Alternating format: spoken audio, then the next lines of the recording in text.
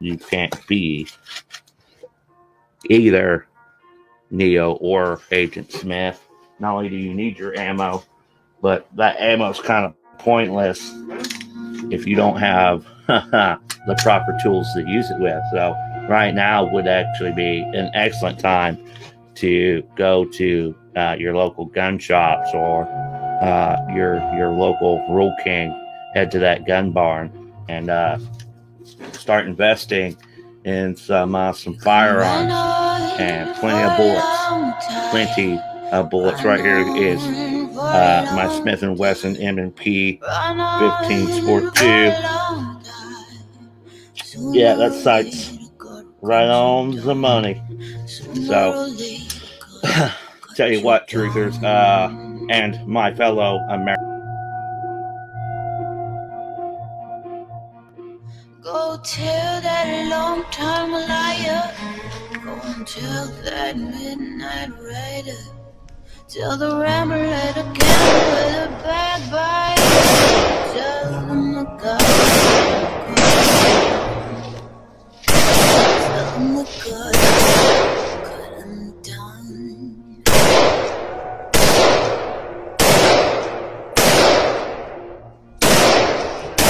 Goodness gracious, let me tell you the news. My head's been wet with the midnight dew. I've been down on a bended knee, talking to the man from Galilee. He spoke to me in a voice so sweet, I thought I heard the angels. He called my name, the light stood still. John, do my will. Run on for a long time. Run on for a long time. Run on for a long time. Sooner or later, gotta cut you down. Sooner or later, gotta cut you down. You may throw your rock and hide your hand, working in the dark against a fellow man. But as sure as God made black or white, what's down in the dark will be brought to the light. You can run on for a long time, run on for a long time, run on for a long time. Sooner or later, gotta cut you down. Sooner or later, gotta cut you down.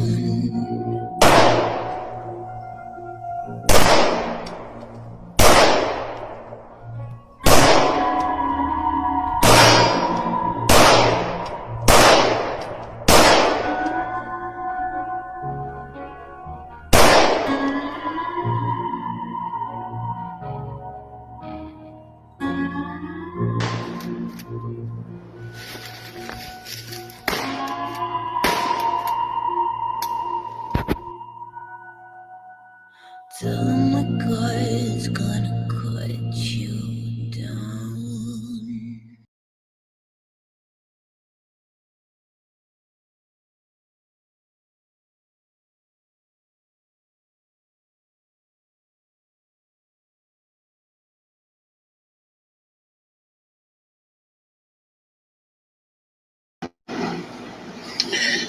Good night, everybody. This is a. Let's fix that. That's better. That's better.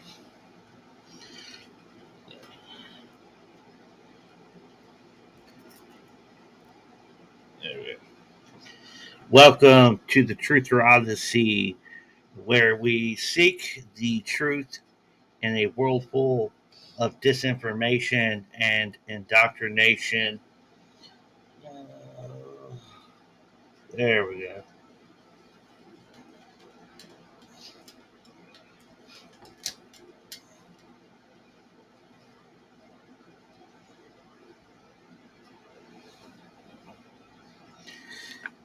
That's better. Just a little higher. There we go. There we go. That should work. Where was I? Ah, yes, this is the Truth or Odyssey, where we seek the truth in a world full of disinformation and indoctrination. Boy, howdy, do we have.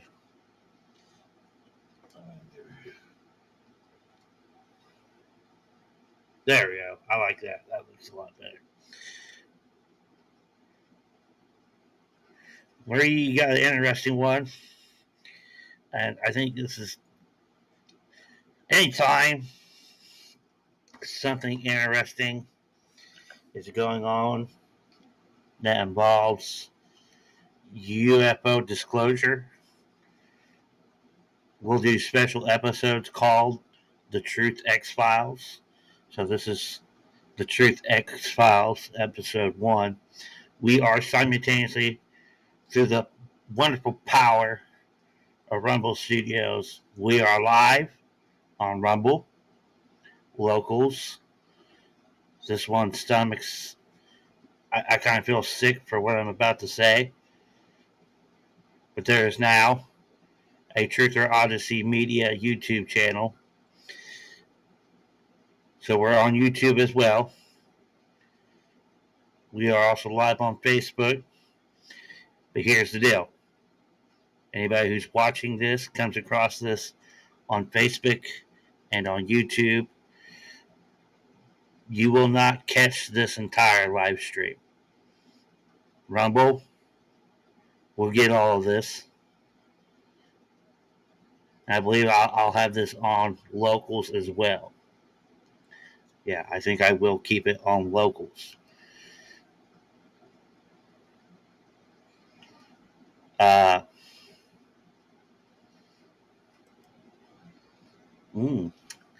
should I do it?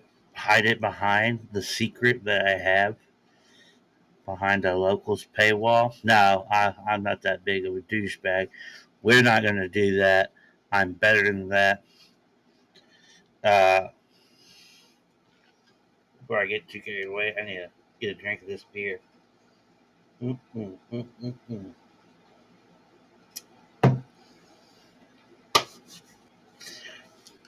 I actually had no plans of doing a live stream tonight. Today was my little brother's 34th birthday. I got dinner for him and his family and myself. Got him cake and ice cream. So,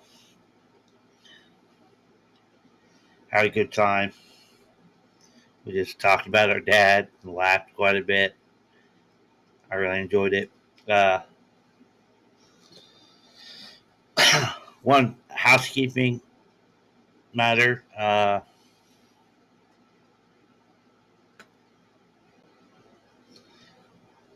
We are working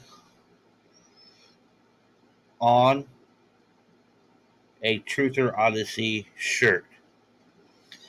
And we got two possibilities. And so you remember this from last night's thumbnail for the live stream. Let me hide myself real quick. This image right here. We are turning this into a t-shirt, folks. We got this, and this kind of, I'm going to assume this is a navy blue. So we're working on a navy blue. And then we got a baby blue version, which has a little more secret details in our Uncle Terminator there. That it has certain alterations in it that if you don't look for it, you won't see it. But it's there. Matter of fact, there's more machine in the baby blue version than there is in this navy blue one. In the baby blue, the eyes will not be red. So, and we may do, if I decide to sell the baby blue one, might just be a personal custom tee for just the Truth Talker. just me. Uh,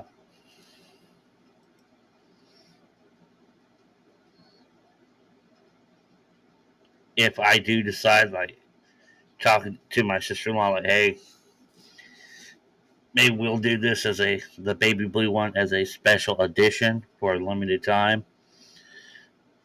But yeah, I think that navy blue one, it's going to be the first Truther Odyssey merch shirt. I don't know, maybe set up a Truther Odyssey shop on Etsy. We'll see. But I was on YouTube tonight and came across this. Uh, I I rewound it to the beginning. If you, it is live, but I'm starting from the beginning to get caught up on the data. The U.S. Congress hearing on UFOs. Trump admits says America can handle the truth. U.S. News. So we're gonna watch this, see what's up, see what's going down. But for you who are on YouTube, on Rumble, which nobody's watching, or not Rumble, YouTube and Facebook, which from what I'm getting, nobody's watching on Facebook. No one's watching on YouTube. And really, my goal of even having a YouTube channel is to, hey, come see the bonus footage, the bonus material on Rumble that you're not going to get on YouTube. Also, I don't care about making money off of YouTube. YouTube is just to redirect folks to Rumble. Rumble's where I'm going to make my money, so I could care less about being monetized on YouTube. I mean, YouTube has done me dirty in the past, and my old channel, which was not called the Truther Odyssey at the time. I don't even know if I actually had a name for it yet or not. But yeah, we got Truther Odyssey Media YouTube channel. So any of you who may come across this on YouTube, I have footage that I personally captured myself that I will share at the end of the live stream. But YouTube and Facebook, you will not have access to this footage. If you want to see this footage, you have to come to the Truther Odyssey Media channel, which, if you try to find it, it's Tom765. Type in Tom765 as all one. Type it all together. You will find this channel on Rumble. So let's watch this congressional hearing on this stuff.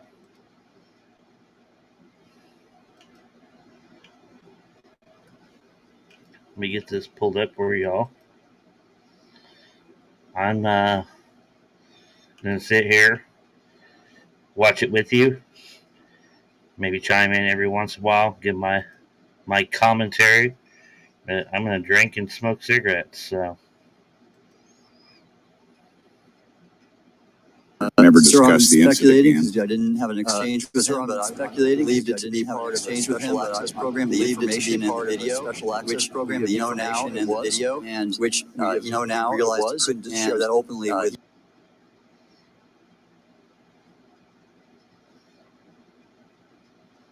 why is there so much feedback on that? Like, I'm hearing echoes.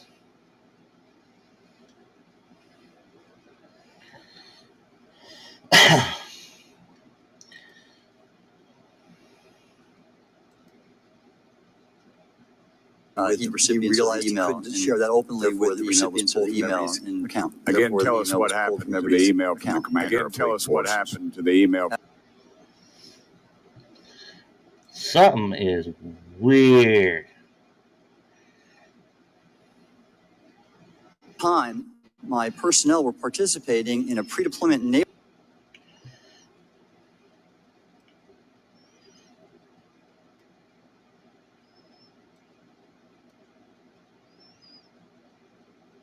Never Sir, I'm discussed the incident speculating again. because I didn't have an exchange with him. But that's a single source, and I don't have multiple sources to verify that. Thank you, sir. I did my.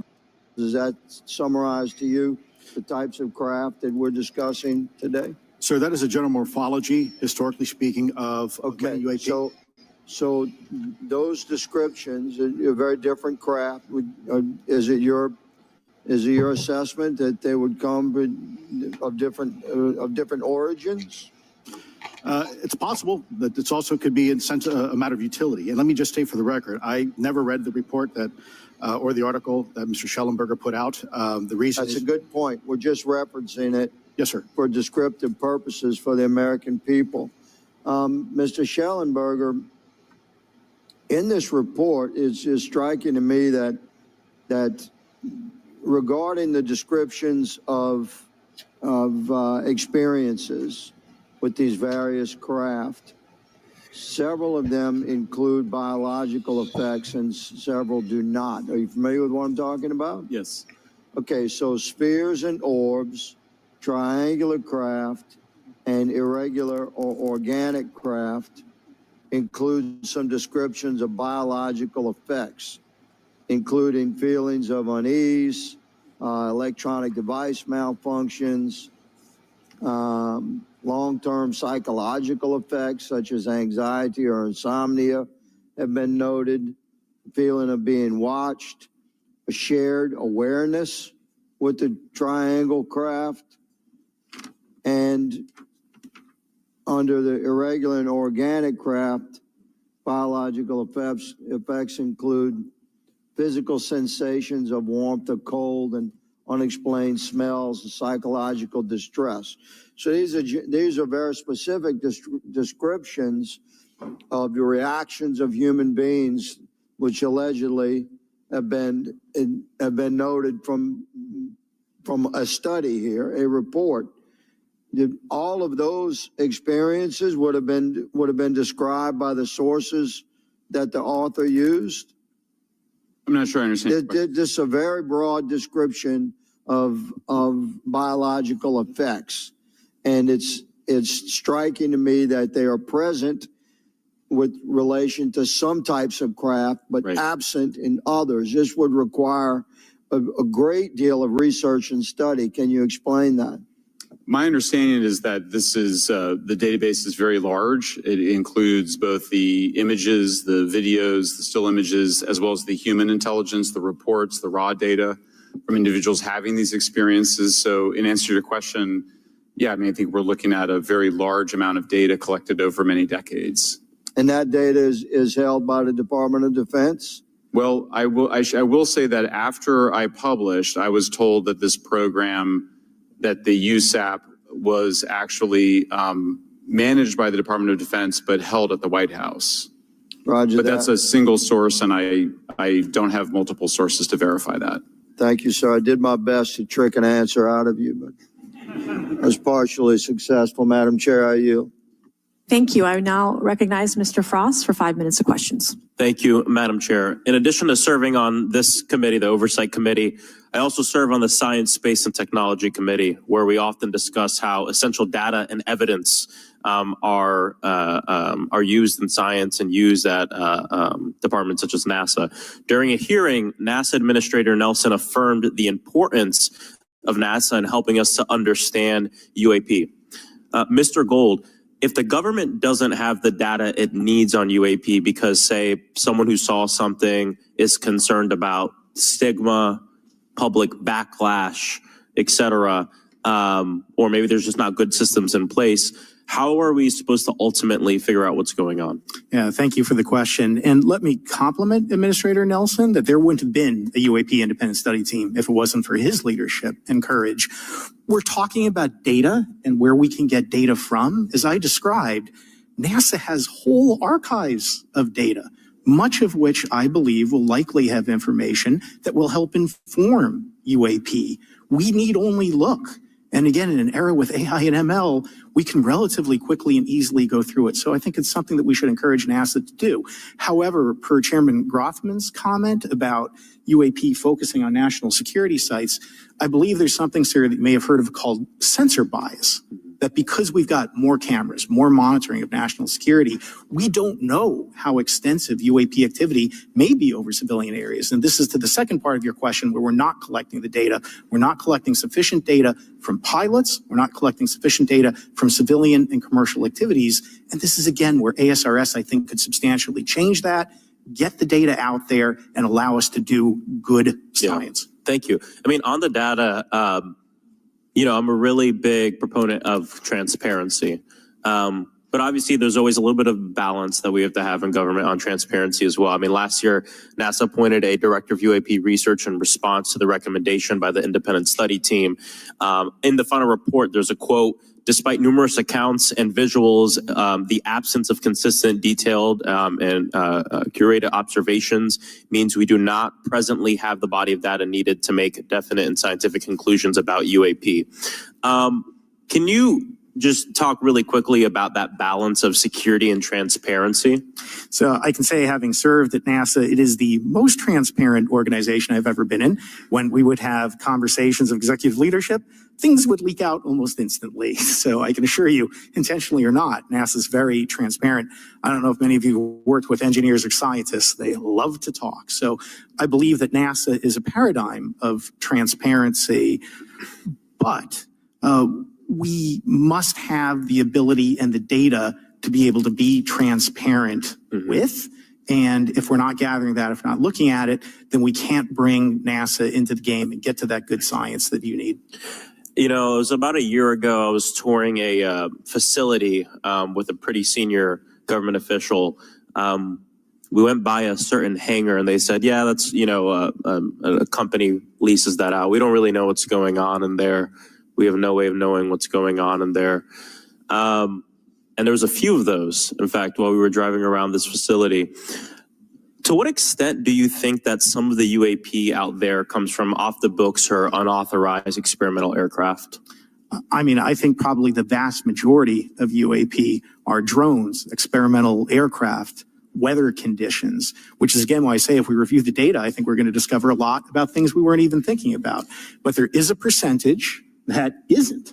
And looking into those anomalies is how discoveries will be made. And relative to science, Congressman, if I can say, when NASA studies black holes, when NASA studies galaxies, we have instruments that are tailored to do so. With UAP, we're using cockpit gun cameras or cell phones. We could never do good science with that. And let me tell you, the NASA budget is under pressure. We need to make sure that the Artemis program is funded fully. We need to beat China to the moon and maintain our presence in low Earth orbit. So NASA would need more money to do this, but I think tailored instruments that would look at UAP in the same way that we have tailored instruments to look at astronomical data is important to gathering valuable and uniform information. If we were studying black holes by using fighter cockpit cameras, we probably wouldn't know that much about black holes. 100%. Well, I think it's important that federal leaders take the necessary steps to ensure that UAP does not pose threats to the American public as well, and that we have the necessary budgets to collect this data so we can actually see what's going on. And I'm fully supportive of funding the Artemis mission. I think it's very important. Also, a personal note, the pilot is a frat brother of mine. He is a member of the Phi Beta Sigma Fraternity Incorporated, and so I would love to see my fraternity make it to the moon. But Redwire is building the cameras for Artemis, so we will take some pictures of your frat brother and get them. There we go. Thank you so much. I yield back. Thank you. I will now recognize Ms. Luna for 5 minutes of questioning. Mr. Elizondo, to your knowledge, can you name the country and around time frame that the first back engineered UAP program started? Ma'am, unfortunately, I would not be able to have that conversation in public. Can anyone on the panel name that? I can't. None of you? Okay. This next question is for Mr. Gallaudet. To your knowledge, have any USOs ever outpaced our submarines? Yes, ma'am. At what magnitude? I don't have the exact speed, but again, a witness came to me, a credible former submarine officer who observed it on sonar data. And this was in the 80s in the North Atlantic during a storm, and it outpaced his submarine by orders of magnitude. Are you aware of any hotspots that currently exist off our shores in North America? Not with sufficiently credible data, ma'am. Okay, we've heard reports of there potentially being hotspots, maybe entry and exit points. Have you heard of any of that? I have not, ma'am, but my colleague here, Mr. Elizondo, does discuss some USO activity that he's observed in certain DoD databases. Mr. Elizondo, in regards to these aircraft being piloted by whatever they might be, non-human biologics, would you agree that it's likely that they are being piloted by some mind-body connection? Ma'am, I think it is safe to presume here that they are being intelligently controlled because some cases seem to anticipate, and other cases they seem to, I came across an email where the word was used in a very secure email between Navy officers discussing their ship being pursued by a UAP. In our previous panel, we had Grush, and he had testified to say that some of these were interdimensional beings. Can you speak on that at all? Ma'am, I'm not qualified, certainly as a scientist or otherwise, to speculate points of origin. I looked at everything from a scientific perspective. So if you look at, for example, instantaneous acceleration, which was one of the observables of the program that I belong to, ATIP, the human body can withstand about 9 G forces for a short period of time before you suffer negative biological consequences, blackouts and ultimately redouts and even death.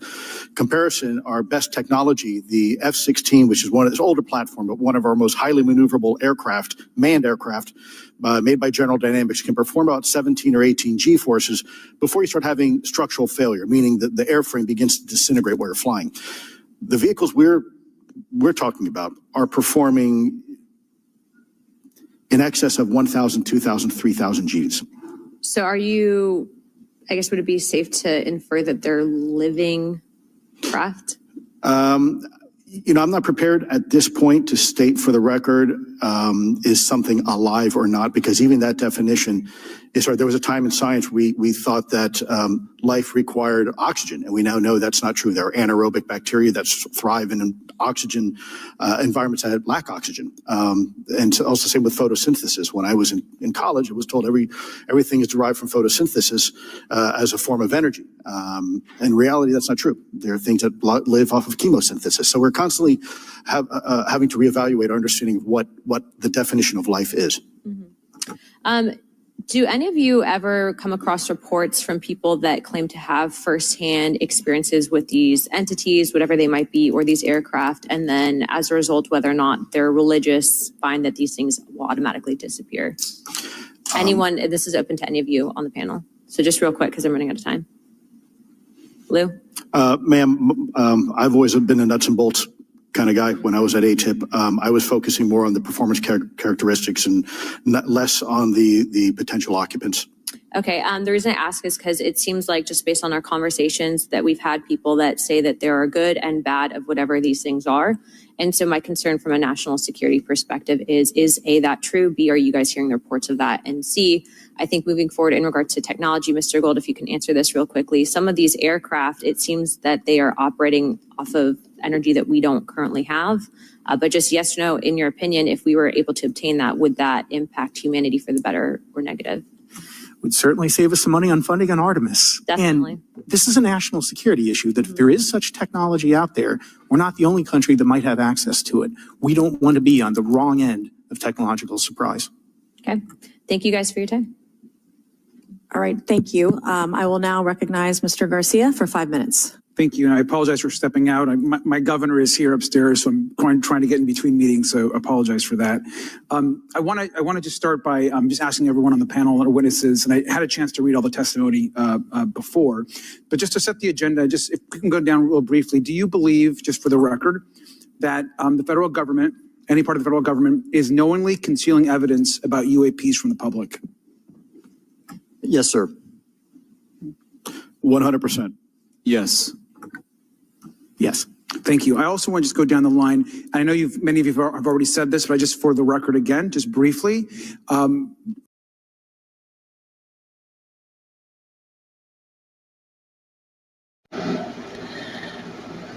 They had no hesitation in stating that they believe that some apparatus of the government is hiding the truth behind the UFO phenomenon.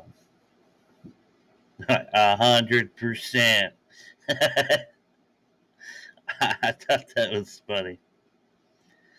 I don't blame him. What do you believe UAPs could be or are? Strong evidence that they are non-human, higher intelligence. I echo my colleague's comment, sir. Genuinely do not know. Don't know, but we must find out. Okay, thank you. I appreciate those answers, gentlemen. I think this is obviously another remarkable hearing with just really important information, so I thank all of you for answering the questions. Admiral, I just want to go back to one thing. Now, last year, our subcommittee heard from two retired Navy pilots, Lieutenant Ryan Graves and Commander David Fravor, regarding UAPs. Actually, I think Ryan is here in the audience and been a great person to get to know and to have conversations with. He, of course, has been involved in the Safe Airspace for Americans Act with Chairman Graves, with Chairwoman Mace for UAP reporting by civilian aviation personnel. Can you discuss briefly why it's important for civilian pilots to be able to report UAPs and why these legal protections are critical for national security? Yes, Congressman, thank you. And I did invite Ryan Graves as my guest, as I'm on his advisory board for the Americans for Safe Aerospace, and the legislation that you supported and introduced, I fully support as well. And I think it's important that more civilian pilots, commercial pilots report so we can better understand and learn and do research on UAP, as well as remove the stigma so more citizens report on what they observe. And also, it'll only contribute to aviation safety when we have a better understanding of where these UAP are, how they operate, and at what frequency and what capability level. So it's important for aviation safety, and it'll be important for moving science and research forward. Thank you, sir. And I just want to reiterate to my colleagues, I mean, this is a very bipartisan piece of legislation, and we just got to continue to get this through the Congress. And it's incredibly important that civilian pilots have the opportunity to safely report the UAPs that they are seeing or encountering in the air. And I can't express how critical this piece of what I believe is a larger collection of evidence and facts actually happened. We've been approached by pilots.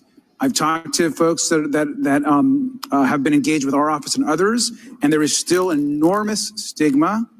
And essentially, we don't have a system where folks are feeling free to be able to report what they're seeing. And so I just want to reiterate that advocacy. Mr. Gold, in your testimony, you discuss NASA's Aviation Safety Reporting System, a confidential, non-punitive reporting mechanism. In the Safe Airspace for Americans Act, we explicitly allow for civilian reporting, of course, of UAPs. Can you explain why the NASA task force recommended the use of the Aviation Safety Reporting System?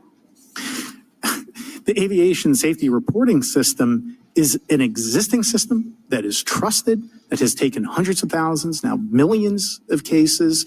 And again, recognizing budgetary constraints, this seemed like the perfect way to be able to gain more data. And when it comes to the stigma, sir, it's something that pilots are used to reporting on, that crew is used to reporting on. So it's a great way to get data, to overcome the stigma without spending really that much more additional money since the system exists. Thank you so much for your support of that. Thank you for what Ryan Graves does. This is a common sense means to expose the truth of UAP for the purpose of this hearing. Thank you. And I just want to also add, now earlier this year, as part of the House Defense Authorization Bill, the NDAA, I filed an amendment to include the UAP Disclosure Act, which would create a UAP Records Review Board and exercise with exercise of eminent domain over UAP-related material, modeled actually on the JFK Assassination Records Collection Act, which is widely known. Now, the amendment was blocked, but thankfully the Senate included the amendment by Senator Rounds and Schumer for the UAP Disclosure Act. So I just again want to say that we should be pushing and ensuring the UAP Disclosure Act, which is bipartisan in its support, should move forward. And if I can just briefly, particularly Admiral, can you just briefly, as I close my time, explain why the UAP Disclosure Act would be critical for us and our national security? Thank you, Congressman. Yes, I believe the UAP Disclosure Act is important for national security, as well as advancing potential socioeconomic benefits resulting from UAP research, as well as public safety, as we referred to previously regarding aviation. And this act will allow for greater transparency and open research. And that's why I'm also a member of the UAP Disclosure Fund as an advisor, as in the Soul Foundation, as an advisor, senior strategic advisor, which is advocating for the same. Thank you very much. I yield back. All right, thank you. I'd like to recognize Mr. Biggs for 5 minutes of questioning. Thank you, Madam Chair. Thank you for holding this committee. Thank you to the witnesses. Admiral, the video that is called the Go Fast video, the email that you've talked about being deleted, I just want to briefly cover this. You said that the email, the author was asking whether any of the recipients were aware of the classified technology demonstrations that it could explain the objects that were observed. And then you said the email disappears. Then you guys have a series of meetings. The commander of fleet forces and his operations officer never discussed the incident again. Is that right? Is that accurate? That's accurate, sir. And even during weekly meetings, it was never discussed again. My question for you is, you were in those meetings. Did you personally hear that nothing was going on about that?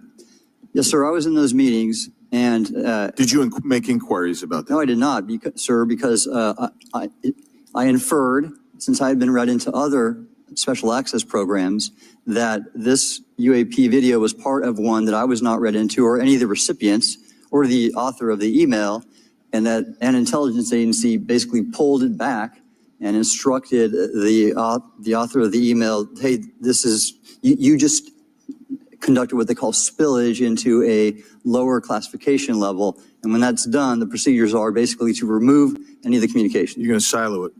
So, and you, Mr. Elizondo, you said in your report and your testimony today, a government work on the UAP subject still remains classified. Excessive secrecy has led to grave misdeeds against loyal civil servants, military personnel, and the public, all to hide the fact that we are not alone in the cosmos. Fair? Yes, sir. All right. And all of you, and Mr. Schellenberger, by the way, I've read several of your books, Mr. Schellenberger, excellent stuff. Thank you. What I would say too is, you were asked about the veracity of the author of this report. You comfortable with the veracity?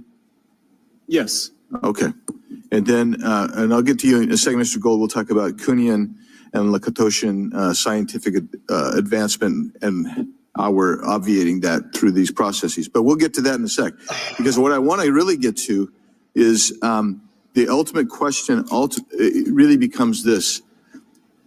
For what purpose is the federal government overclassifying, because that's what they're doing, they're overclassifying, and forbidding the public for getting access to this? And if you know, if you have an explanation, I'm curious, because I know what I've been told. I just want to know from your perspective, why do they overclassify? Mr. Elizondo, you look like you're finger on the button, ready to go. Yes, sir. Forgive me. I think there's several reasons. I think at the time when this reality became evident to the U.S. government, we were in the middle of a Cold War with then Soviet Union, and we did not want to tip our hands to what our knowledge base was on this topic. We did not want to broadcast that to the Cold War's long over. It is, sir. It is, sir. There's also then the philosophical argument that the Department of Defense and the intelligence community is solution oriented. And when you don't have answers, it's a really tough spot to be in. It's easier to be quiet, suppressed than if you don't have the answer. Indeed, sir. In fact, there's a very real example when we built the U-2 spy plane and flew it over then Russia, and we're taking reconnaissance. And when we first started flying the aircraft, it flew so high and so fast we thought they weren't tracking us. In reality, they were tracking every flight. It wasn't until the Russians could develop the SA-2 surface-to-air missile and successfully shoot them down. I would suggest to you also, along with Lakatos and Kuhn, you also have a problem with Kenneth Arrow's path dependence or increasing returns. That's one reason why they won't disclose it. It's too painful to admit. But I just want to read a couple of things from Mr. Schellenberger's, what he gave to us today, because I think this is interesting stuff, and I just want to convey this to you. On USG networks, there exists infrared footage of and imagery of a grouping of vessels engaged in SIGINT and massive collection at night in a specific area of the Pacific Ocean. This footage, which was in close proximity to the vessels, a large equilateral triangle UAP suddenly appears directly over the ships. These three bright points are seen at each bottom corner of the UAP, which is observed to slowly rotate on its horizontal axis. And he goes on to describe that. And I just want to read one more, and I'm doing this because I think it's interesting. This stuff is interesting as anything. So let's get this one here, right here. While performing a routine airspace surveillance and control mission in the Eastern Air Defense Sector, an F-22 fighter observed multiple UAP contacts at mission altitude. Moving to intercept, the F-22 pilot noted multiple metallic orbs slightly smaller than a sedan hovering in place. Upon vectoring towards the UAPs, a smaller formation of the metallic orbs accelerated at rapid speed towards the F-22, which was unable to establish radar locks on the presumed hostile UAPs. The F-22 broke trajectory and attempted to evade, but was intercepted and boxed in by approximately 3 to 6 UAPs. And then I'll leave that there, but because I just have no more time left. Well, she's not looking. So let's just get into, let's get into part of this. I thought I would be saved by the bell. No. Let's talk about Kuhnian, Lakatosian type of scientific development. And the problem that we have here is you have institutional blockage of what would be normal development of scientific ideas. And if you want to expand on Mr. Gold. We're over time, so be very fast, please. I'll just say I'm a recovering attorney, so please take it easy on the science. But all breakthroughs have been heretical at first. And that's the challenge that we face, particularly with something as extraordinary as this, which is why gathering the data is so important. And I'll just end by saying, by the way, the overclassification of material is in no way limited to UAP. That is occurring throughout the government, as well as the inability to get people classifications in a timely and efficient manner, and then to have those classifications be broad enough to be useful. So this is a larger issue that I hope that Congress will look. Thank you. Thank you, Mr. Biggs. I've been generous. All right, Mr. Burleson, I'll recognize you for 5 minutes of questions, please. Thank you, Madam Chair. Mr. Elizondo, does any branch of the United States government or defense contractors possess technology? Sir, there's documentation that I believe was submitted for the record that was approved for release by the U.S. Pentagon, by the Department of Defense Office of Pre-Publication Security Review. And it states one of the reasons why my predecessor program, OSAP, was trying to collect material of unknown origin. Was it successfully collected? It was not. What happened is that there was an aerospace contract company that requested to divest itself of the material that was collected in the 1950s. Unfortunately, that didn't actually occur. So let's dive into that. That's the Bigelow Airspace, correct? So there was a journalist, Christopher Sharp, who said that there was a transfer between Lockheed Martin, Bigelow Aerospace, and the CIA allegedly blocked this. Can you describe that? What I can say is that it was blocked. Why it was blocked, I can only surmise.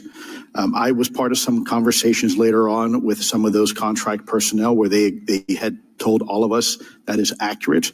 What we required was a memo from the Secretary of the Air Force in order to make that complete, and that never occurred. And so when Secretary Mattis became Secretary of Defense, I decided it would be appropriate for me to try to receive a memo from him as SecDef, as Secretary of Defense, if we could not get a memo from the Secretary of the Air Force to transfer that material. So if that material exists today, who's in possession? Sir, I wouldn't be able to have that conversation in an open hearing. We'd probably have to have that. Okay, my question to you then is, if we were in a secure setting, if we were in a SCIF, you be able to? I guarantee you, Robert Bigelow has some stuff.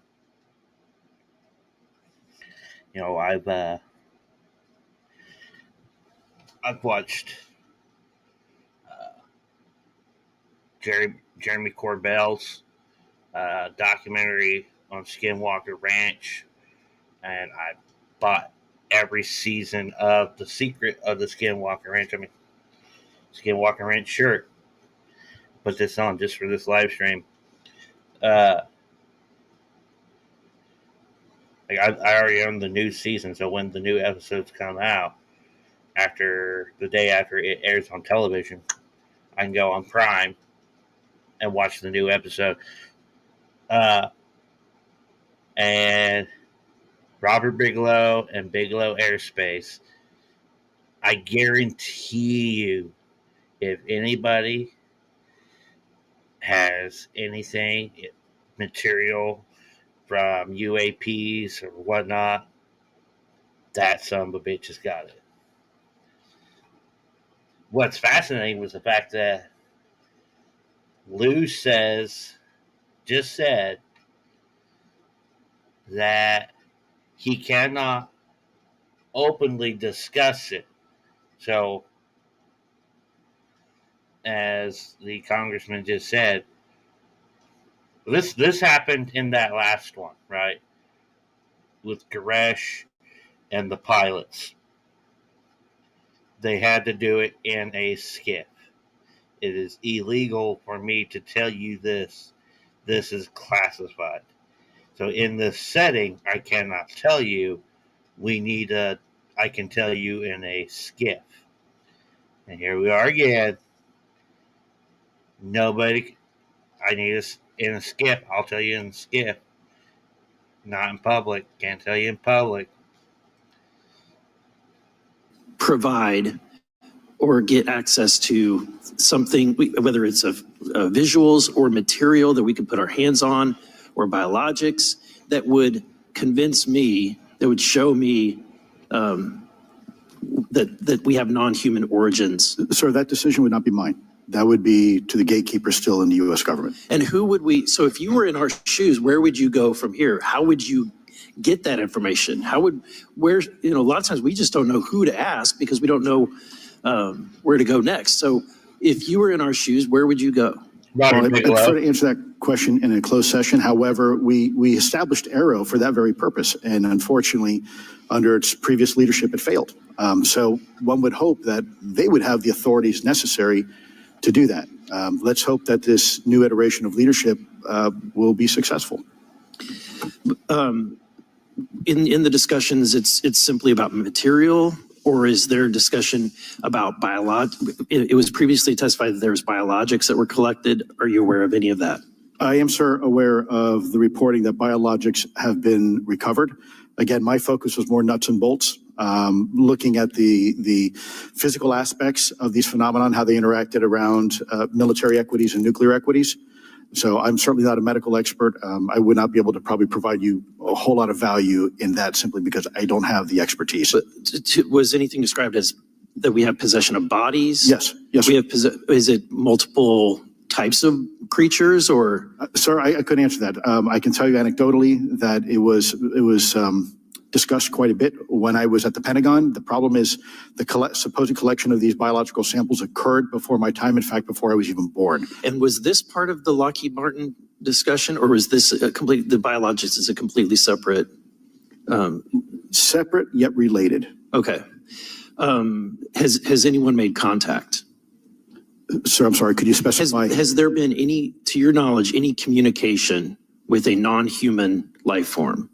So the term communication is a bit of a trick word because there's verbal communication like we're having now. The problem is you also have nonverbal communication. And so I would say definitively yes, but from a nonverbal meaning, when a Russian reconnaissance aircraft comes into U.S. airspace, we scramble 2 F-22s, and we are certainly communicating intent and capability. I think the same goes with this. We have these things that are being observed over controlled U.S. airspace. And they're not really doing a good job hiding themselves. They're making it pretty obvious they have the ability to even interfere with our nuclear equities and our nuclear readiness. Is the United States government or in our contractors, are they pulling technology from this? Are they're reverse engineering this? Sir, as I previously stated, and please forgive me, I am not authorized to discuss specifics about crash retrievals. I signed documentation with the U.S. government. What I can say was, after a very thorough review process by the Pentagon, what I wrote about. And that was my limit, unfortunately, that I was given. Thank you. Yes, sir. Thank you. I would now like to recognize Mr. Timmons for 5 minutes of questioning.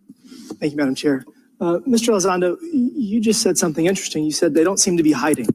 They don't seem to be hiding. The UAP sightings are becoming increasingly brash, if you will. And, we've been hearing about these for years, but they've generally been isolated and not as consistent and over critical military installations. Would you say that's fair? Is this becoming increasingly often? Is it happening more and more? Great question, sir. Let me see if I can answer this for you. Certainly, there seems to be some indication that they're being provocative, meaning that they're, in some cases, literally splitting aircraft formations right down the middle. So that's an air safety issue.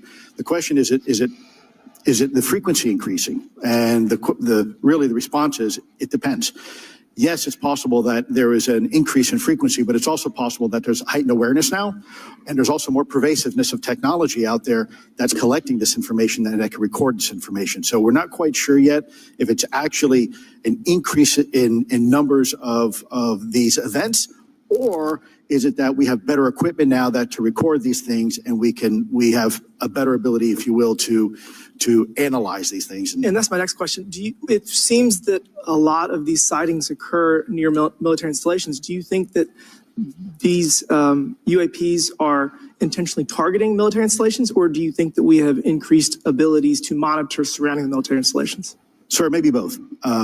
Part of my concern is we have something in the Department of Defense and the intelligence community called IPB, Initial Preparations of the Battle Space.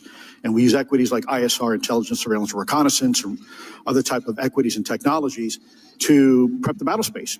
And certainly, if I was wearing my national security hat, even if there was a 2% chance that there was some sort of hostile intent here, that's 2% higher than we really can accept. And so we must figure out, there's a calculus, capabilities versus intent, in order to identify if something is a national security threat. We've seen some of the capabilities, yet we have no idea the intent. And so this is why this discussion is somewhat, I think, problematic from a governmental perspective, because we have no idea. Sure, thank you. Mr. Schellenberger, you're particularly familiar with the Langley Air Force Base incident a year ago? Are you familiar? Just from what I read in the Just news. from what you've read? Yeah.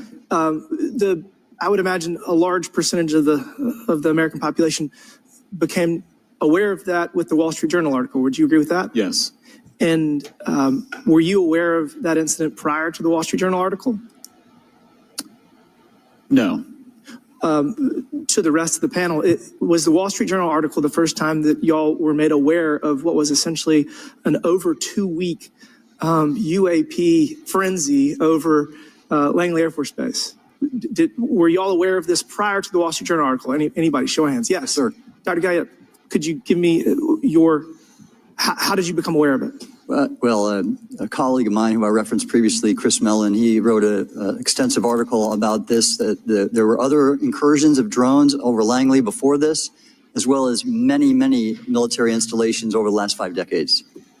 And it's my understanding that there's been an ever increasing in number, and trying to think how to say this because I wear 2 different hats. I'm still in the Air Force. So, I mean, it seems that they're becoming increasingly brash. And the question that we really have to figure out is it China or is it non-human? And I think that's the biggest question the American people want to know. If it's China, it's scary because they have a lot of technology that we cannot explain.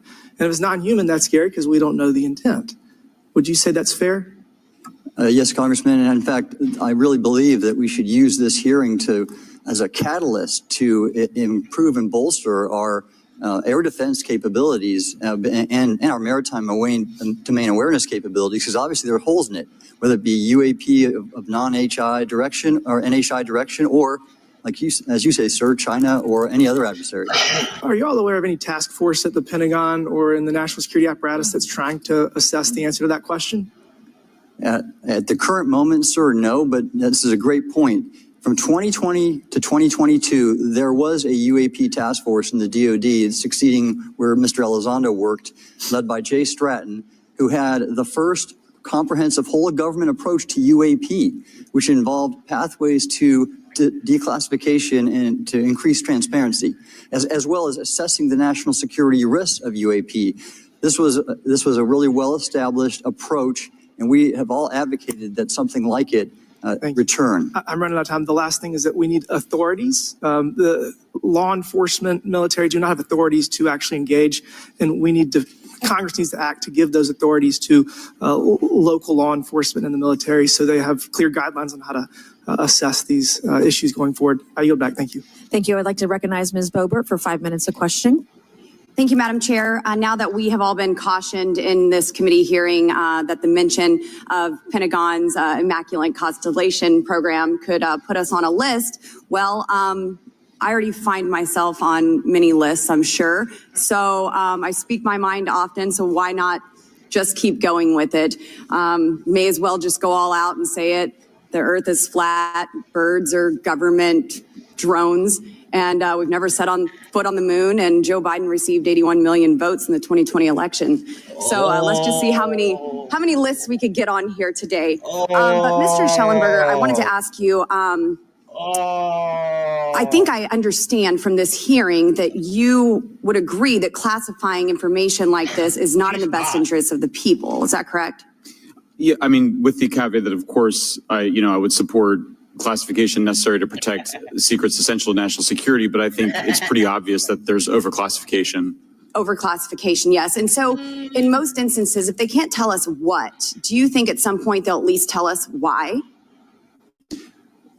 President-elect Trump has repeatedly committed to greater transparency, both on the UAP issue, on JFK files, on COVID origins, and many other things. So I think that we need to make sure that the next administration is held accountable for that. Agreed. And this is for all four of you. Yes or no, please. I have many questions I want to get to. Are there any known instances of recovered materials or technologies that are not of human origin and maybe connected to any advanced bioscience defense programs within the USG? I don't know.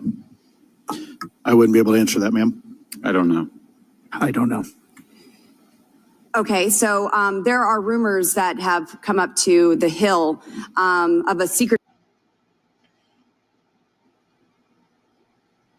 Hold the phone.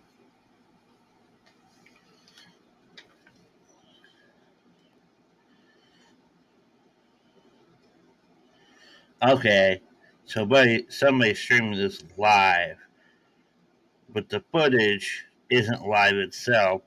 It's from November 13th, 2024 at 11:30 a.m. Okay.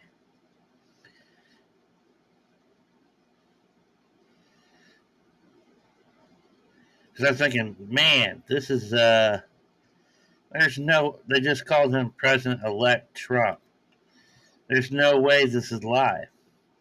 But this is fascinating information, so. Secretive project within the Department of Defense involving the manipulation of human genetics with what is described as non-human genetic material, potentially for the enhancement of human capabilities, hybrids. Are any of you familiar with that? Yes or no? No, ma'am. I am not, ma'am. I'm not. No, ma'am. Okay, I would like to know, with Immaculate Constellation, how does this relate to UAP activities, Mr. Schellenberg, in oceanic environments? Are there any instances where the Navy or other maritime forces have encountered UAPs that could not be explained by known technology or natural phenomena? Yeah, the Immaculate Constellation covers both terrestrial and oceanic, and there's actually a number of cases described in the report that occur in the ocean. And do you believe that there is a concerted effort by the Pentagon to keep Congress out of the loop regarding these UAP activities, specifically in our waters? Yes. I think it's about 5% of our ocean that's actually been studied in detail by man, and we've studied more of space than we had of our own oceans. And so are there any accounts of UAPs emerging from or submerging into our water, which could indicate a base or presence beneath the ocean's surface? I don't know about a base, but as I mentioned, I had a different source entirely describe this pretty extraordinary footage that exists of orbs, of an orb coming out of the ocean and being met by another orb. Some would say that there's multiple hotspots where we see frequent activity. So in your investigations, have you come across any data or visual evidence like sonar readings or underwater footage of these UAPs? I have not beyond what's in the report. You've written about UAPs not only in the air but in underwater. Are there any specifics on what you've learned about the UAP activity in our oceans? Particularly, have you spoken with sources who have provided any evidence or eyewitness accounts of these UAPs interacting with our naval forces or being detected by our underwater surveillance systems? Nothing beyond what's in the report and then the specific case that I mentioned with the orb. So this report says it all. There's no other information that we are aware of regarding the activity within our waters. I have other sources that have told me that have shared a significant amount of information, but they're not comfortable with me sharing it at this point. Okay. Are there any technological capabilities observed in these oceanic UAPs that seem to defy our current understanding of physics or our engineering capabilities? It seems like they all do. Yes, I would agree with that. My time is up, but I do appreciate your bravery, your courage for coming here and speaking today. And seems like there's still some questions that we need answers to, and we will not relent until we get those to the American people. Thank you all. Thank you. I move to allow myself and the ranking member 5 additional minutes for questions without objection, so ordered. Mr. Elizondo, were you read into the Immaculate Constellation program? Ma'am, I would not be authorized to confirm nor deny the existence of any ongoing or past program, especially as it relates to a special access program, either by name or trigraph. Okay, and then does the U.S. government or private contractors, do they work with other foreign countries, China, for example, to exchange data, quote from a source, that intelligence data about UAP? Let me see if I can answer that a little bit more generally, ma'am, if I may. We do have foreign material exploitation programs. That is something that is widely known, and that term itself is unclassified. How exactly that works becomes a bit sensitive. It's a discussion we could certainly have in a closed session if you like. We do work with international partners and allies quite often, not just in military exercises and workups, but in other intelligence efforts as well. In terms of material that's given to private contractors, is certain material given to certain contractors because of their experience? So for example, if it's related to submerged and undersea propulsion, would it go to a general contractor like General Dynamics? Yes, ma'am, absolutely correct. Different contractors have different levels of expertise. What's Lockheed's expertise? Aerospace, ma'am. In the UAP space, that's all that they would do submerged? No, I didn't say that, ma'am. Okay. Lockheed Martin and others do quite a bit of work, both in our atmosphere, in space, and even underwater. There are certain efforts to. It's a tough question you're asking. You put me on the spot here. I'm looking for the answer. Yes, ma'am. No, they are involved in a lot. I would rather let Lockheed Martin explain the different domains that they are involved with. Probably not authorized to discuss that, but they are involved in a lot of different areas and domains. Admiral, flight safety risks for our pilots, based on what you've experienced and seen in your career. They're extensive. And the one exercise I referred to where I received the email that was then deleted was the pilots, and this is worth bringing out. There are debunkers out there who have said the Go Fast video was just a balloon. That was only one video that was released. There were dozens of these encounters that pilots and friends of Ryan Graves, who's in this room right here, witnessed and caused significant safety concerns. And to almost call out and exercise it and shut it down, which is very compressed, and the carrier's getting ready for deployment, and the pilots have to get certified to land on a carrier. It's extreme, to say the least. All right, I have two last questions. Real quickly, Mr. Schellenberger, how do we get more whistleblowers to come forward?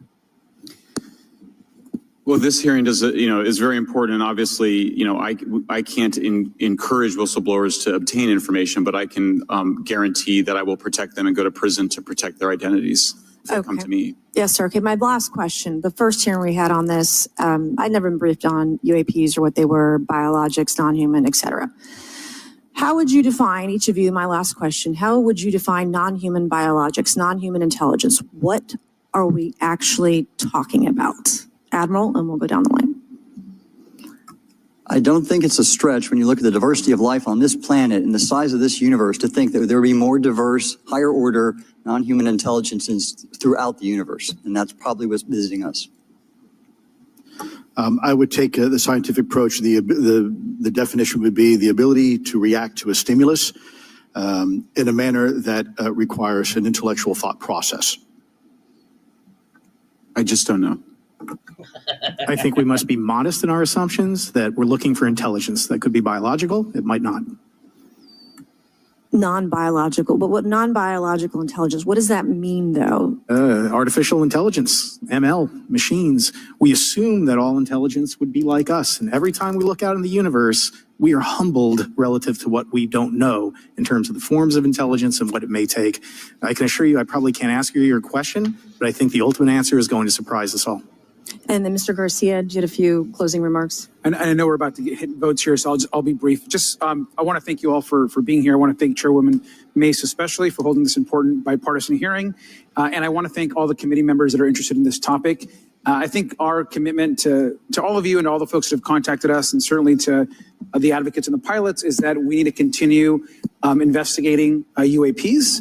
I think the country the country's owed explanations and ensure that the safety or national security is always protected.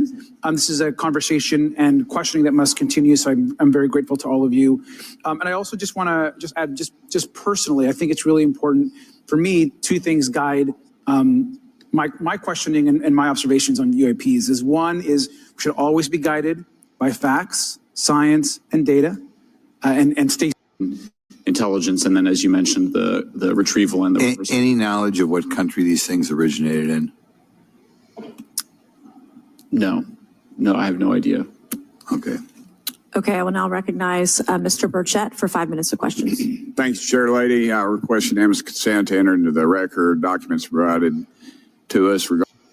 Tim Burchett is one of my heroes. He is my role model. Keep it up, Mr. Burchett. You're doing great work. Regarding legacy UAP programs and psychological operations, Lou Elizondo. So ordered. Also want to thank my buddy Jeremy Corbell for providing us documents and access to some whistleblowers. Mr. Elizondo, what is your last position with the federal government? Sir, I was the Director of National Program Special Management Staff, managing a White House Special Access Program on behalf of the National Security Council. How would you characterize UAPs? An enigma, sir, and a frustration.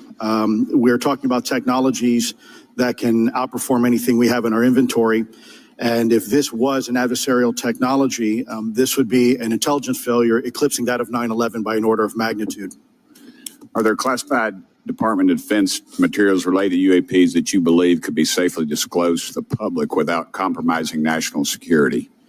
Yes, sir, I do. I would never, ever try to endorse providing some sort of information that could compromise what we call a blue force technology or capability.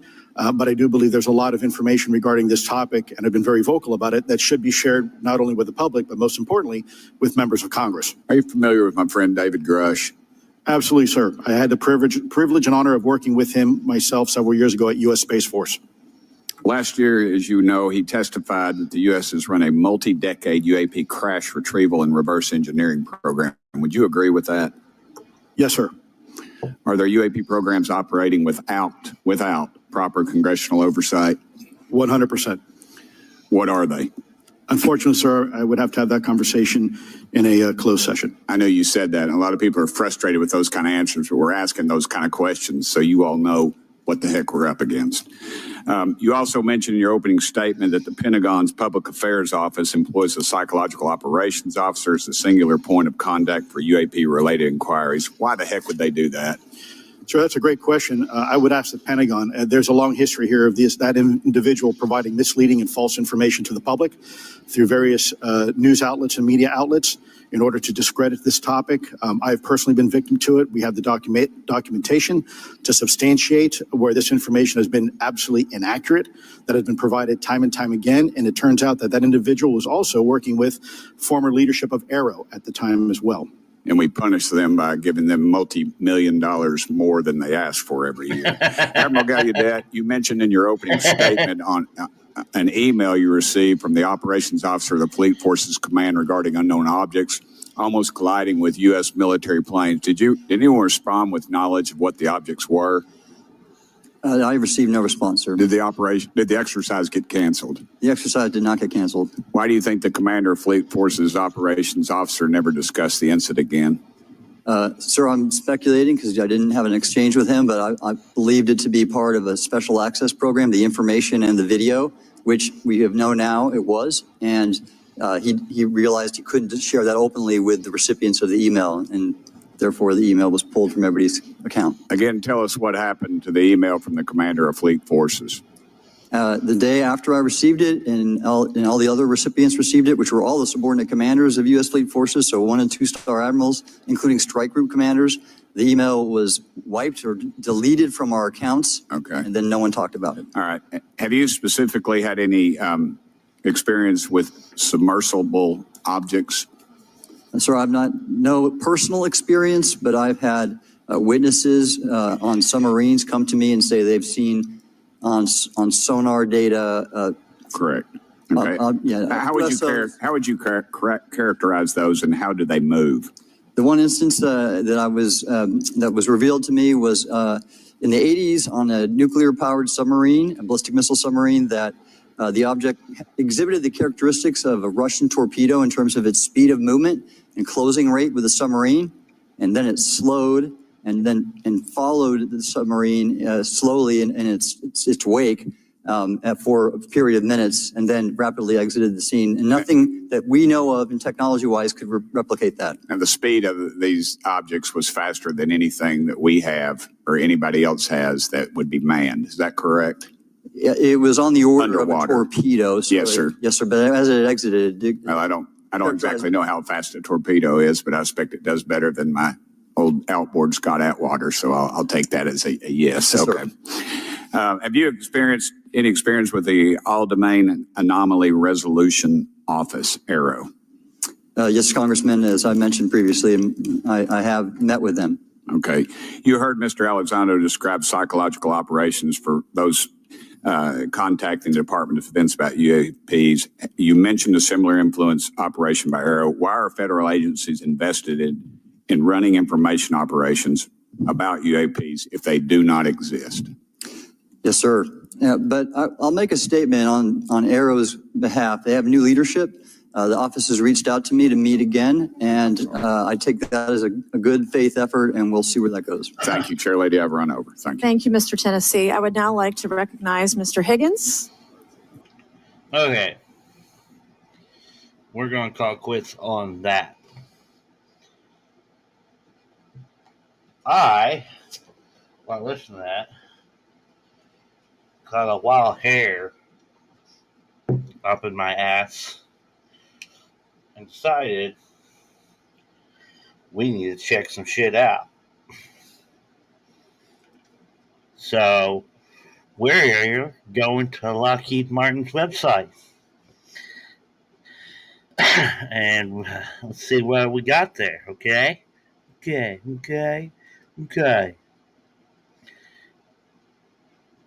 Let's watch. AI Fight Club.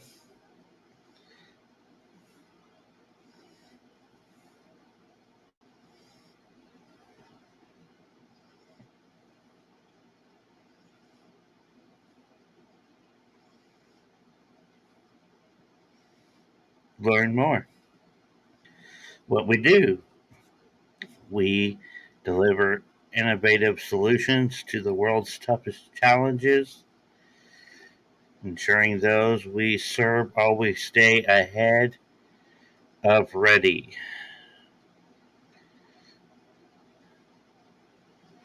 Sea, cyberspace, land, air.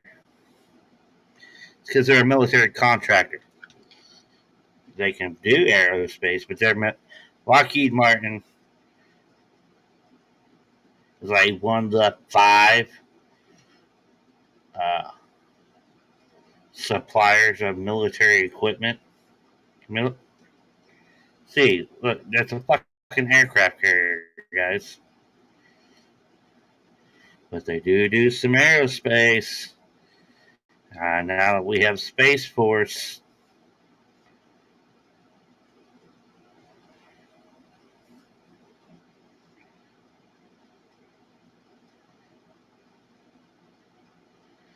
A-size autonomous underwater vehicles. Look at those motherfuckers. Who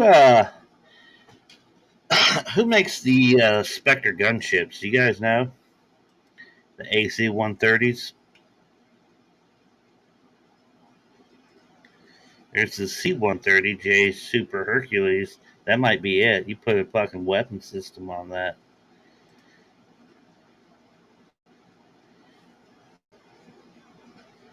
It's a big ass fucking aircraft, man.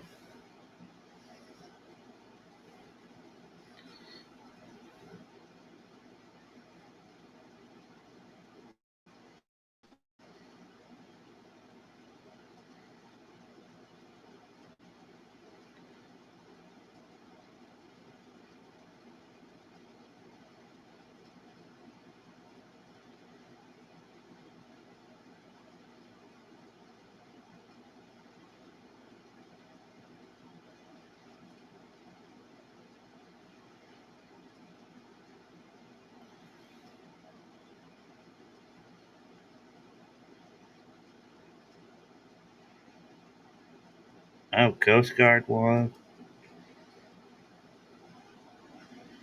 Come on, show the gunship.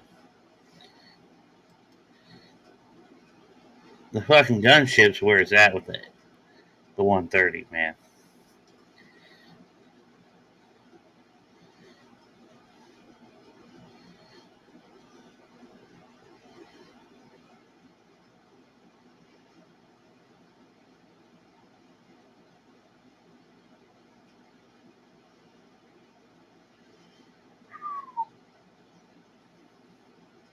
That is an expensive plane, bro.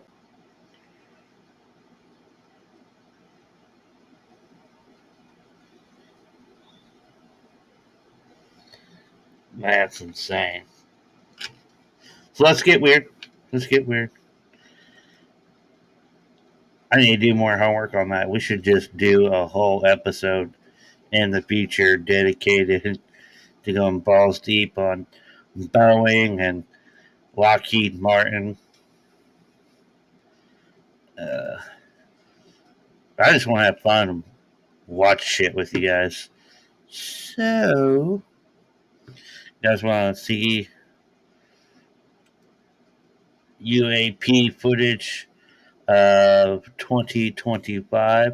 That's what I thought. So that's what we're going to do. Now, when we get done watching these UAP sightings, once this is done, if you're watching on YouTube or Facebook, the stream ends after that. But Rumble and locals will get to see the footage I recorded this Monday morning at 05:30, okay? Only Rumble and locals will get to see this footage. So Facebook, YouTube, come over to Rumble, come over to the locals if you want to see the special conclusion to this live stream of the Truther Odyssey. Trust me, you do not want to miss this.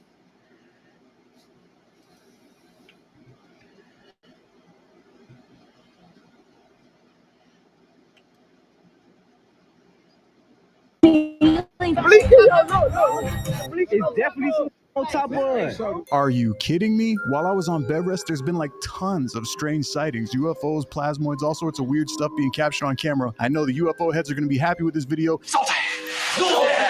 Where have I been? I'm still here. They haven't unalived me yet, don't worry, but I have a bunch of strange things that I found, and I wish I would have been looking at this sooner because this stuff is weird. So get ready. We're going to look at some strange sky sightings right now in today's video. If you like watching the UFO. Here's the plus thing. Since I don't care about being monetized on YouTube because my money comes from Rumble, Okay? Okay? I'm not afraid to say suicided.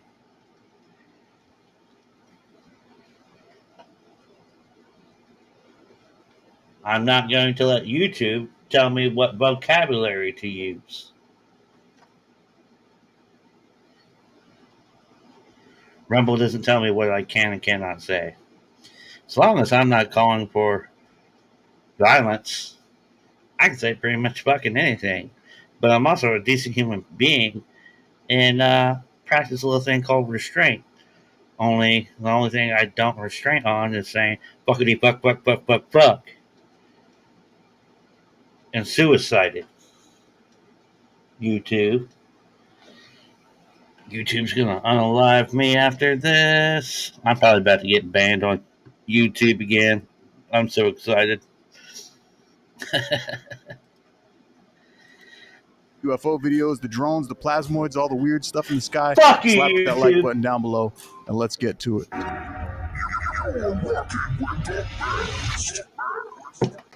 All right, this first video I'm going to show you is from a month ago, and some people were saying maybe this was SpaceX, another rocket exploding. How many rockets can explode in a month? I'm not buying it. This got 5 million views. Take a look at this and tell me what you think. Webster on store. 30 chairs, non-squeak. Webster on store. 15 non-wobbly. Webster on store. Lights. Webster on store. Fucking ads. What the? What the? What the? Say, Prince.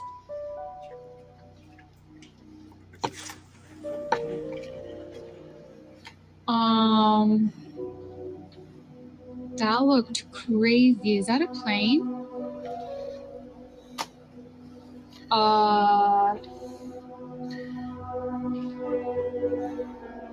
Okay, now real quick, I know this is kind of a common theme. People have seen this spiral shape spinning in the sky with these little twinkling lights around it. And at first we were being told that, yeah, this is one of SpaceX's launches that blew up, like this $1 billion shuttle just blew up. But these sightings right here have been happening like once a week. Just hovering there. Looks like it's blowing some smoke out of it. Yo, what the is that, boy? Hey. Yo, look, you see that blinking? Yo, look at it blinking. It's definitely some on top of us. The aliens. Oh my God. Do you see that? It's dead ass aliens right now. No way. No, that's crazy. That is crazy. What the hell? What am I looking at? So you're telling me that SpaceX is blowing up $1 billion rocket every single week now? Is that what's going on? No, seriously, what is that? Is that a shooting star? It's not a shooting No. star. I can tell you that right now. No. I'm gonna literally be, no way. Yes, way. No freaking way. Yes, it's happening. Alright, I don't like this one.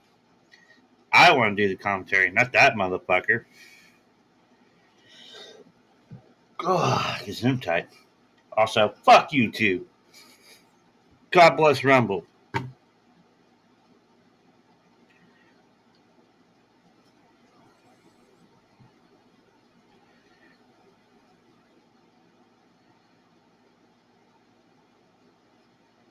Alright, let's check this out.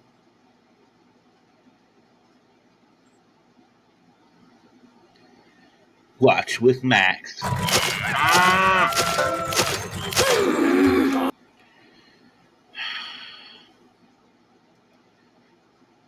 YouTube's gotten way too carried away with the freaking ads. The Phoenix Lights event of 1997 is the largest mass UFO sighting in our nation's history. I saw 6 lights over the airport in absolute uniform in a V shape. It's unidentified, it's flying, and it's 6 objects. But it's not the first time this has happened. I see the lights on either side. The government claims these UFOs were not extraterrestrial and have come up with countless dubious explanations for the lights. Swamp gas. It's insulting to anybody's intelligence. Why is the government? That's fucking gay. I don't want to watch that.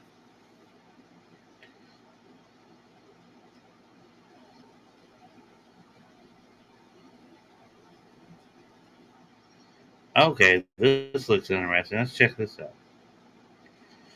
You ready for ads? Oh. Its first sighting took place on May 26, 2025, in a remote area near San Vicente del Caguan, Colombia. According to the witness, the video was captured during a hike along a rural trail that offered a wide view of farmland and surrounding hills. The skies were clear when a metallic sphere was spotted hovering silently in the distance. The object appeared to be perfectly round and highly reflective, with no wings, visible seams, or appendages. Its behavior was particularly strange. While it remained mostly stable in the sky, at times it would glide smoothly in one direction before quickly adjusting its position or speed. The witness noted there was no sound coming from it at all. Based on the visual comparison with nearby tree tops and surrounding landscape, the object was estimated to be about 1 to 2 meters in diameter, hovering at an altitude between 300 and 500 meters. Despite its motion, there is no clear sign of propulsion or aerodynamic features. Additionally, the footage appears to be authentic and unedited, shared directly from the source. Only after the video was up. So it's 3 to 6 feet. It's not big. So it's a drone. That's the only. If they had given larger dimensions, I would be more impressed. But was uploaded online, did theories begin to circulate. Some skeptics suggested it might be a drone encased in a spherical frame, given the way it changed direction. However, as pointed out by the witness, the object was significantly larger than most drones. And unlike typical drones, it made no noise, not even when it accelerated. Others proposed that it might have been a weather balloon, but its metallic shine, speed, and maneuverability don't match the characteristics of such objects. On the other hand, some UFO enthusiasts have speculated that the sphere could be some sort of extraterrestrial probe, one possibly designed to observe without drawing attention. While no theory has been confirmed, the footage stands as one of the clearest recent sightings involving a spherical metallic object, and for now, its true nature remains unknown. I'm going to say it's a drone. It's too small. Right, face it, your life is a complete mess right now. The laundry's not folded, you haven't exercised in weeks, you're spending way too much money going out. This next sighting was recorded in Perth, Western Australia, on May 15th, 2025. According to the witness, the object was spotted shortly after arriving home and was already exhibiting unusual behavior before filming began. The video shows an object flying in a straight trajectory across the night sky while intermittently flashing a bright green light. After each flash, a brief trail seems to follow the object, almost like a faint streak. However, it's uncertain whether this was caused by the object itself or if it was simply a video artifact. The person who captured the footage mentioned that he suffers from astigmatism, a condition that causes lights to appear distorted or fuzzy at night, making it harder to assess whether the trail was real or a visual distortion. The flight path of the object becomes even more intriguing toward the end of the video. The green lights turn off completely, only to reappear moments later, this time following a different direction, suggesting that the object had altered its course. As the video circulated online, the object's erratic movement and sudden course change led viewers to rule out conventional explanations such as satellites, airplanes, or drones. Some suggested it could be a military test craft, but that theory also raised eyebrows, since Perth isn't typically known as a hotspot for secretive aerospace testing. Despite the brief duration of the sighting and the lack of additional footage or eyewitnesses, this case remains unresolved. To this day, there's still no clear explanation for what was captured in the skies above Perth that night. This sighting dates back to 2024, but only made public in June 2025 through an official U.S. military report. A U.S. military platform operating somewhere in the Middle East captured 1 minute and 36 seconds of video showing a peculiar object in the sky. The footage was later submitted to the All-Domain Anomaly Resolution Office, the official U.S. agency responsible for investigating unidentified aerial phenomena. The video shows a spheroidal object, commonly referred to as the Metapod UFO because of its resemblance to the Pokemon character. The nickname emerged after a series of recent sightings involving similar objects, metallic, reflective, and often seen hovering or gliding without visible propulsion or structural features. While the object's appearance in the video is clear, ARO chose not to release specific data such as its flight path or estimated speed. However, their preliminary assessment suggested that the object is almost certainly a consumer-grade reflective foil balloon. This conclusion was based primarily on the shape of the object, which matches previously resolved cases involving balloons, as well as its movement, which appeared to align with local wind conditions at the time of the recording. Still, even with this assessment, some uncertainty remains. ARO themselves noted that the object's true identity couldn't be definitively confirmed, and without more precise data or corroborating evidence, there is still a lingering question surrounding what exactly was filmed that day in Middle Eastern airspace.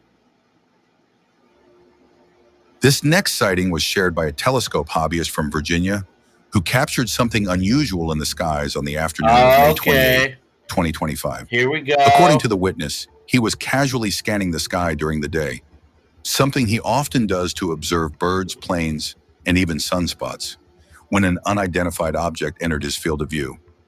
What caught his attention was how still and silent the object remained. Described as smooth, metallic, and lacking any wings or propellers, the object hovered motionless for several seconds before suddenly darting out of frame at a shocking speed. The witness emphasized that there were no visible means of propulsion and claimed to have taken a sequence of photos through his telescope. The first photo only reveals a bright glare, similar to a star. The second shows the object slightly blurred, likely due to its motion. But it's the third and fourth pictures that are the most striking, capturing what appears to be a metallic, saucer-shaped object in daylight with surprising clarity. The last two photos show the object seemingly taking off at high speed, leaving behind a faint trail.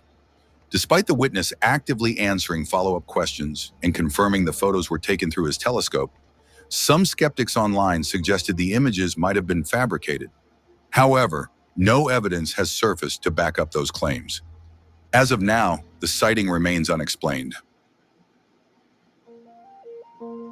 This next sighting was recorded over Chinatown, Los Angeles, on the night of May 20th, 2025, at exactly 10:05 p.m.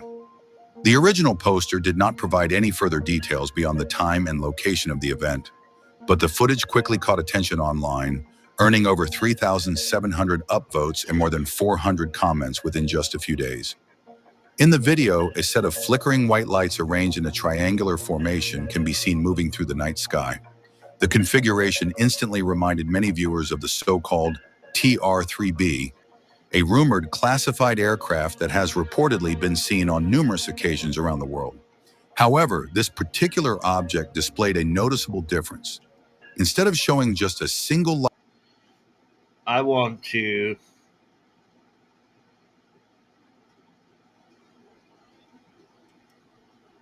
right there. You see that? I want to say it was either December of 21 or January of 22, right there in the time frame. I was employed with Security Pro 24/7 based out of Bloomington. They had me posted at a GXO facility in Clayton, Indiana. And the only thing so not all GXO warehouses are moving the same products. Okay. This particular one was nothing but Apple products. So December of 2021, so after all the GXO staff comes through the metal detectors, the traffic is slowed down, calm down. All right, I'm going to go outside, take a smoke break. I kept noticing this star in the distance. And man, it's So, like, you're looking at the night sky, and the circumference was like this big. I'm thinking, that is the biggest fucking star I have ever seen. And I would realize that the star is getting smaller, but the sun's not coming up. This is winter of Indiana. Sun's probably not going to start coming up till 7:30. This is around 6 o'clock in the morning, okay? For weeks, it was like clockwork. I go out there for that first smoke break, and I would see that light, and I'm like, yeah, this is no fucking star that I'm looking at. This is a craft. So I can't remember if this particular day was in December of 21 or January of 22. I go out for the smoke break, and I see that star. I go up to my coworker Jennifer, who's in the patrol car. So we would rotate turns, and I always did it at the end of the day to make in a day go by faster. We would all take turns, hop in the patrol car, and for 2 hours patrol the parking lot. I go up to Jennifer in the patrol car. I'm like, hey, you want to see something crazy? She goes, what? I go, you see this really big star in the sky? She goes, yeah, that is a really big star. I go, that's not a star. That's some kind of aircraft. She goes, what makes you say that? I go, you're not going to believe this. This thing's getting smaller, not because it's getting farther away, not because the sun's coming up. It's getting smaller because it's coming closer. She's like, what? I'm like, let's just watch and see what happens. And we watched it getting smaller and smaller and smaller. And we kept watching it until now it is right above us. And it is a black triangle with one white light in each corner of the black triangle making no sound. And I looked at her and I said, pointing at it, I go, what the fuck is that? She goes, it's a drone. That's no fucking drone. That's a fucking UFO, okay? None of the cameras on the building caught footage of it. I fucking forgot my phone inside the fucking warehouse in the pocket of my jacket. No, I don't even think I had it. I think it was in my car. And the trajectory of it was flying towards downtown Indianapolis.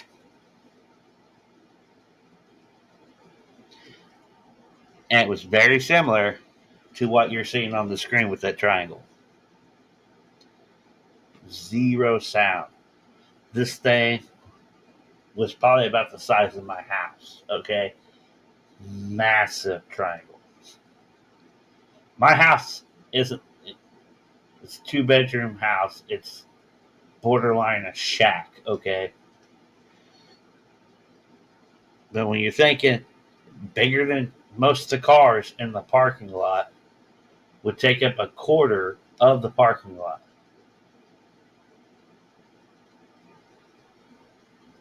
I have been so curious of ufology since that experience, okay? So there are times where I will go out at night.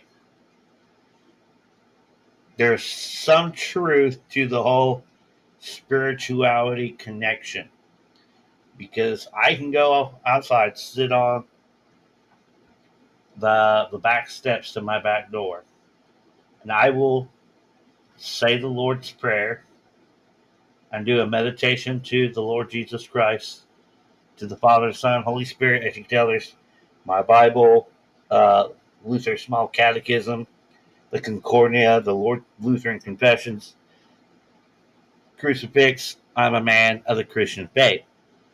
So, you don't have to, like that group with Stephen Greer, CE5, meditate, open your mind, and send messages to the ETs. Don't do that. That's you're opening yourself up from the demonic. But when you tap into that prayer mindset, shit starts showing up in the sky.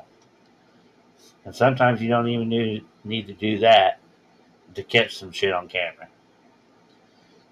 Okay? So we're going to finish this video. Once this video is over, for you people on YouTube and Rumble watching this, the buck stops here for you. Because after this video, the footage I have will only be available on Rumble and on Locals. Craft that has reportedly been seen on numerous occasions around the world. However, this particular object displayed a noticeable difference. Instead of showing just a single light on each corner, as seen in most TR-3B reports, the lights in this case extended in a line from the front tip of the triangle all the way to its rear. One of the most discussed theories surrounding this sighting was that the lights were simply a group of Canada geese flying in formation. While this explanation could be plausible, it remains somewhat questionable. Despite being filmed at night, the objects in the sky are clearly visible, something unusual for bird sightings under low-light conditions, especially without the aid of special lenses. In most night footage involving birds, their bodies remain indistinct or entirely invisible. To this day, it is still unknown whether it was a flock of unusually well-illuminated birds or an actual structured formation of unidentified lights. Okay. That is over. So, for you folks on YouTube and Facebook, the stream is ending for you. I'm sorry. The rest of the show will be only on Rumble and Local. So if you want to catch the footage I caught, go to Tom765 on Rumble. That is the Truth or Odyssey media channel. If you want to see this footage.